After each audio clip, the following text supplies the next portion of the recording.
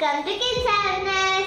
So today I am going to unbox a surprise mail that I received last week of January, and I couldn't open it due to the festivals here in Kerala. So I was quite busy with it.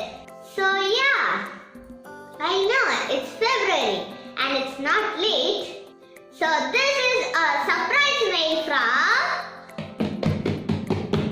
Kyra. Here is the surprise mail. So this little girl is Kyra from Kyrascope YouTube channel. She is my YouTube friend and she has a channel where she unboxes toys like me. So her link will be down in the description box.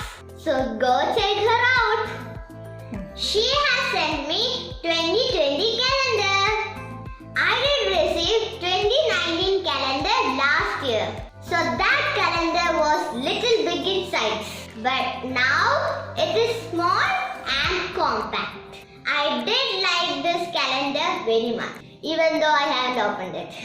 And I can't wait to open it. Let's open it.